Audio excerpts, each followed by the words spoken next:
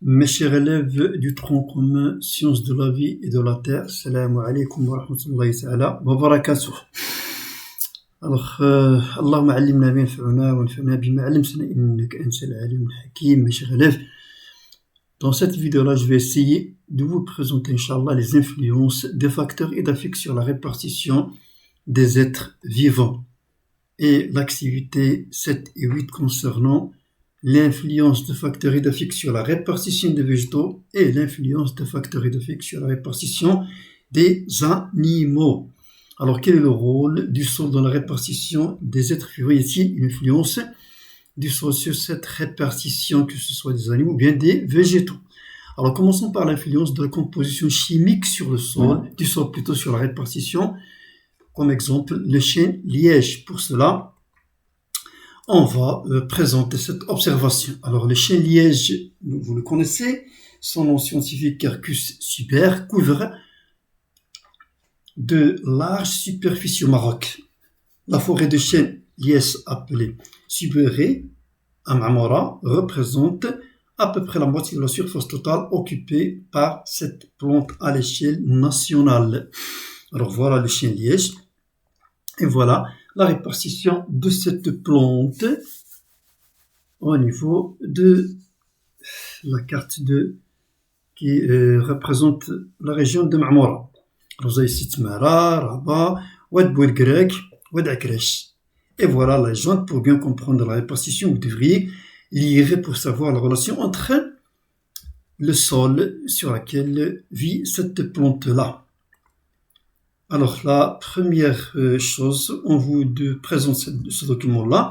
Alors, qu'est-ce qu'il représente? L'aire de répartition du chêne liège, figure 1, et la répartition des terrains géologiques dans cette région-là. Donc, la figure 1, la figure 2, ça représente la carte géologique, représente les différentes roches de cette région-là. Et celle-là, c'est la même région. Mais ici, on vous présente la répartition du chêne liège. Alors, la figure 3 représente une coupe horizontale de la répartition des espèces végétales entre la forêt de Tmera et le plateau de Z'ir. Donc, voilà ici la forêt de Tmera, regardez la plantation, voilà le plateau de Z'ir, et entre les deux, voilà les différentes plantes qui s'y trouvent. Alors, la question demandée ici, on vous demande d'analyser les figures 1, 2 et 3, puis formuler une hypothèse qui explique l'absence du chêne liège dans certains endroits. Regardez ici, par exemple, il n'y a pas de chêne liège, ici pas de chêne liège, ici pas de chêne liège. Donc, lorsqu'on vous demande, on vous présente un document, essayez de lire tout ça, tous les éléments constituant cette figure-là, ou bien ce document-là, pour savoir répondre à la question qu'on va vous présenter. Donc, l'analyse et conclusion, qu'est-ce qu'on peut en conclure de cette répartition-là?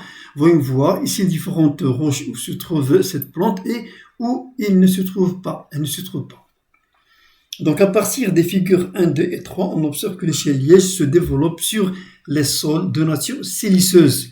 Alors, ici, le grain, par exemple, ici, cette région-là, il y a ou bien le granit, ou bien le sable, aussi roche siliceuse, ou bien le sable plus l'argile, ou les schistes sont des roches qui sont riches de roches siliceuses, riches en silice, alors qu'ils ne poussent pas dans les sols de nature calcaire. Par exemple, ici la calcaire, ici plutôt le calcaire, mais les autres sols, voilà, ici des sols siliceux sur lesquels pousse le chêne liège.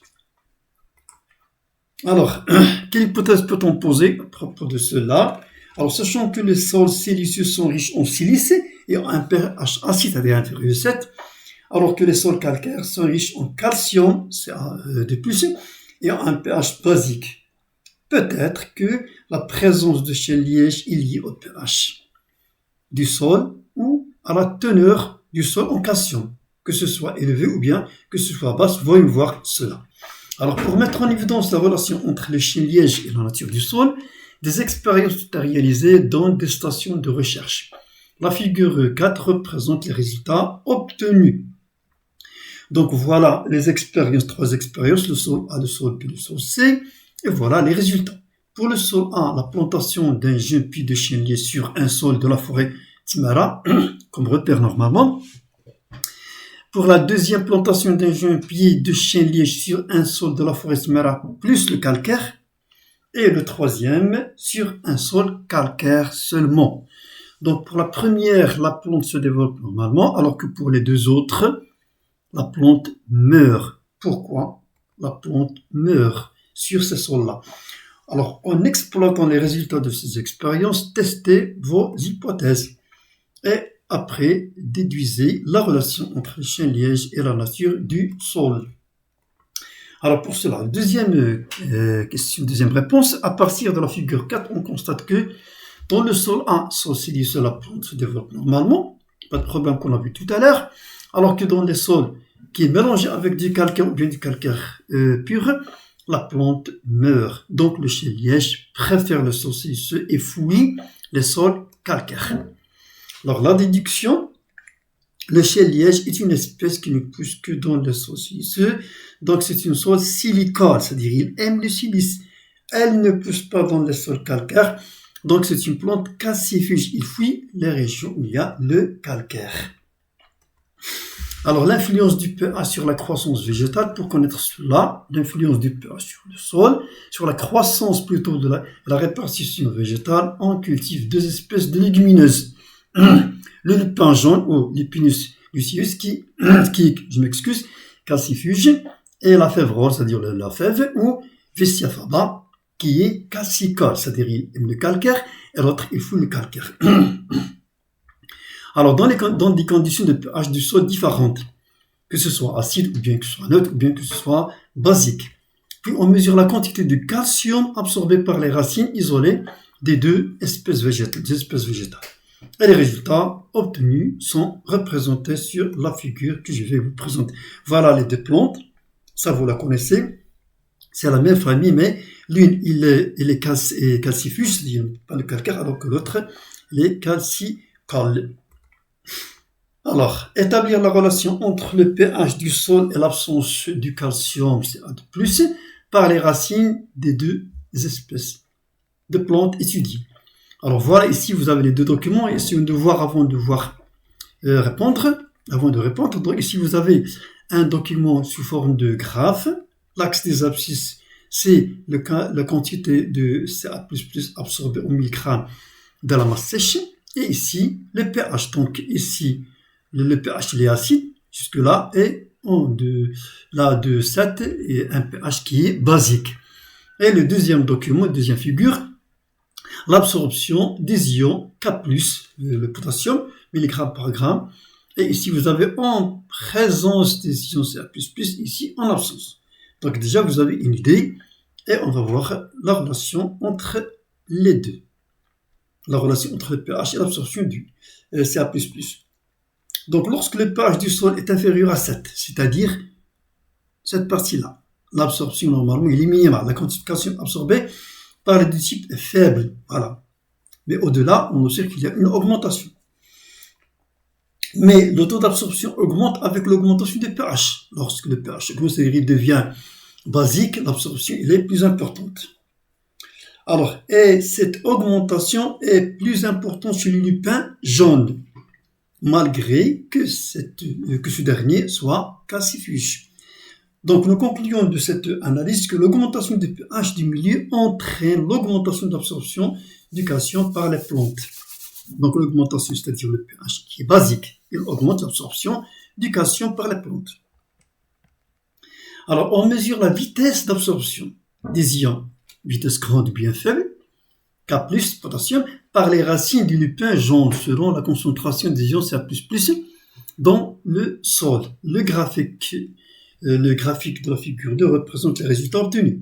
On vous demande de déterminer l'effet des ions Ca+ sur l'absorption. Est-ce qu'il entraîne l'absorption, il aide à l'absorption, ou bien il inhibe l'absorption des ions potassium par les racines de la plante, sachant que le potassium et d'autres ions sont indispensables au développement des plantes.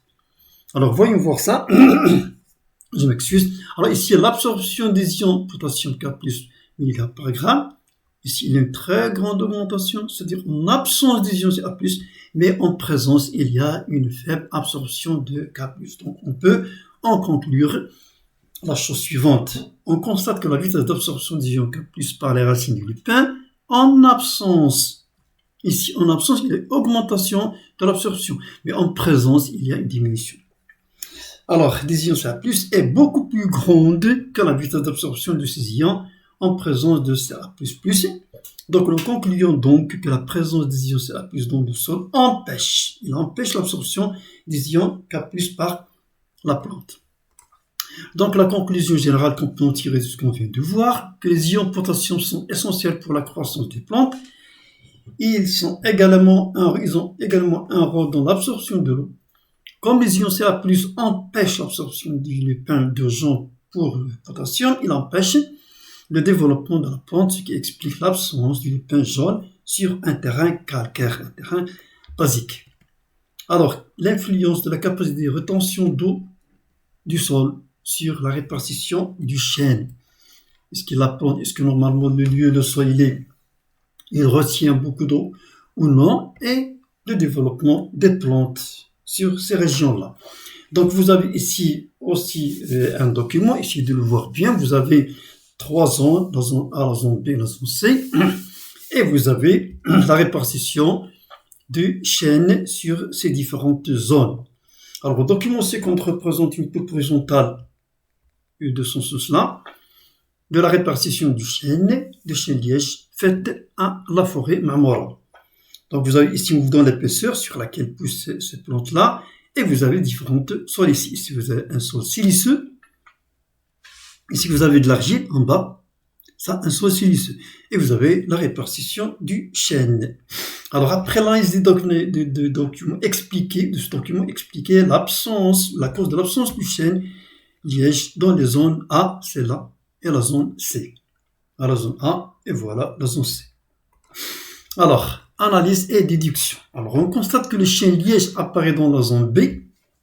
Voilà, la zone B, ici. Voilà, la zone B.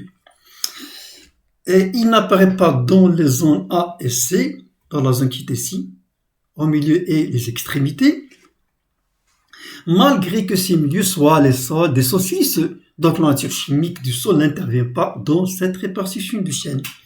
Alors, on explique alors l'absence du chêne liège, deux choses, lesquelles, donc, dans le sol A, c'est-à-dire celui-là, il est près de l'argile. Alors, que se passe-t-il dans la zone A? L'horizon argileux, qui a une forte capacité, il retient beaucoup d'eau, va provoquer l'asphyxie, c'est-à-dire la racine ne peut plus absorber l'eau parce qu'il y a trop d'eau. Ce sont donc des conditions non favorables à la survie des plantes. Et l'autre chose, pour l'autre partie, dans la zone C, c'est-à-dire les deux extrémités, dans cet endroit et dans cet endroit-là, il y a une grande épaisseur.